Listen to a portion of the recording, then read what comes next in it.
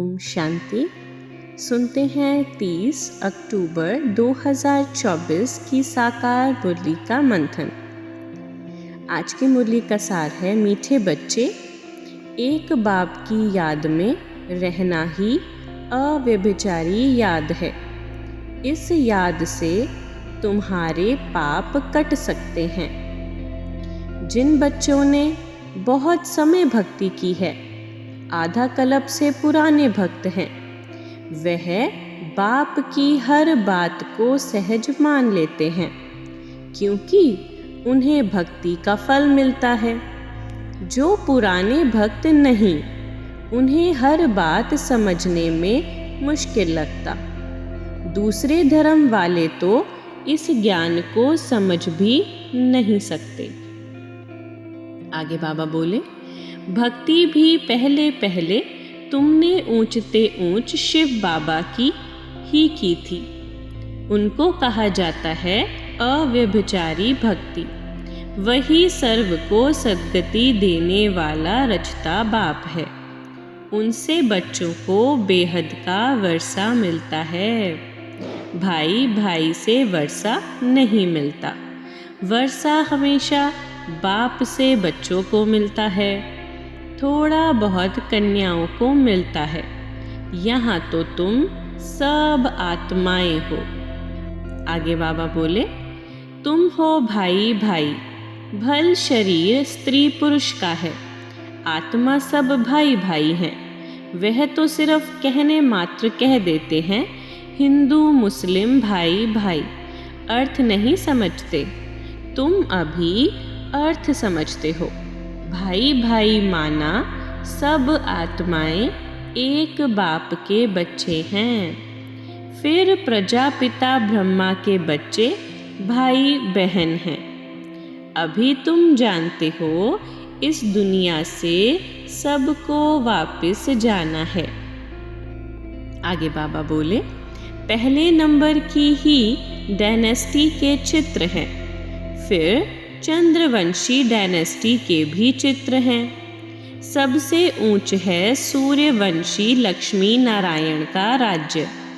उन्हों का राज्य कब कैसे स्थापन हुआ, कोई भी मनुष्य मात्र नहीं जानते। सतयुग की आयु ही लाखों वर्ष लिख दी है। कोई की भी जीवन कहानी को नहीं जानते हैं। आगे बाबा बोले, रशिया और अमेरिका दो भाई हैं। इन दोनों की ही कंपटीशन बॉम्ब्स आदि बनाने की। दोनों एक दो से ताकत वाले हैं। इतनी ताकत है, अगर दोनों आपस में मिल जाएं तो सारे वर्ल्ड पर राज्य कर सकते हैं। परंतु लॉ नहीं है जो बाहुबल से कोई विश्व पर राज्य पा सके। कहानी भी दिखाते हैं, दो बिल्ले आपस में लड़े, मक्खन बीच में तीसरा खा गया। इस धर्म के नहीं हैं तो फिर मानते नहीं हैं। बाप ने समझाया है, सारा मदार भक्ति पर है।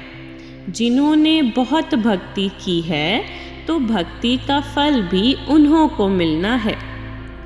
उन्हों को ही आपस से बेहद का वर्षा मिलता है। तुम जानते हो, हम सो देवता विश्व के मालिक बनते हैं, बाकी थोड़े रोज हैं। आगे बाबा बोले, तुम बच्चे अब राजयोग सीख रहे हो। तुम राज ऋषि हो, वह है हठ योग ऋषि। रात दिन का फर्क है। उन्हों का सन्यास है कच्चा, हद का, सिर्फ घर बार छोड़ने का। तुम्हारा सन्यास व वैराग्य है, सारी पुरानी दुनिया को छोड़ने का। पहले पहले अपने घर स्वीट होम में जाकर फिर नई दुनिया सतयुग में आएंगे। आगे बाबा बोले, वह होता है पानी की नदियों पर मेला। कितने ढेर मेले लगते हैं। उन्हों की भी अंदर बहुत पंचायत होती है। कभी कभी तो उन्हों का आपस में ही बड़ा झगड़ा हो जाता है। क्योंकि देह अभिमानी है ना।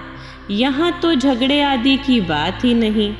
बाप सिर्फ कहते हैं, मीठे मीठे लाडले बच्चों मुझे याद करो। आज का वरदान है, दीपमाला पर यथार्थ विधि से अपने दैवी पद का आवाहन करने वाले पूज्य आत्मा भव। दीपमाला पर पहले लोग विधि पूर्वक दीपक जगाते थे। दीपक बुझे नहीं, यह ध्यान रखते थे।